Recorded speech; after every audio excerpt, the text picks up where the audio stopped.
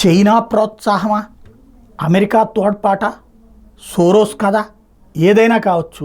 ప్రస్తుతం 4 రకాలైనటువంటి ఉద్యమాలు రంగంలోకి వస్తున్నాయి.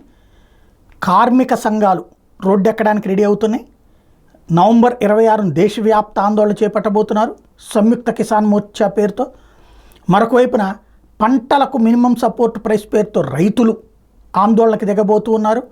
అదే సందర్భంలో ఖలిస్తానీల కార్యక్రమం ఒకవైపున జరగబోతోంది, ఇంకొక వైపున బంగ్లాదేశీ చొరబాట్లని ఆపేటటువంటి ప్రయత్నం జరుగుతుంది. ఇవి కాకుండా వక్ఫ్ చట్టానికి వ్యతిరేక ఆందోళనలకి పిలుపునిస్తున్నారు. టోటల్గా చూస్తుంటే దేశంలో అన్రెస్ట్ క్రియేట్ చేయడానికి అన్ని శక్తులు ఏకమవుతున్నాయి. నరేంద్ర మోడీని దెబ్బ కొట్టడానికి కుట్ర అనాలా, బహిరంగ పోరనాలా, ఒక దాని పేరేంటది, మన శ్రీలంక, ఒక బంగ్లాదేశ్ లాంటి వాటి తరహా ఇక్కడ సృష్టించాలనుకుంటున్న శక్తుల యొక్క ప్రయత్నం ఏ మేరకు ఫలిస్తుందో చూడాలి.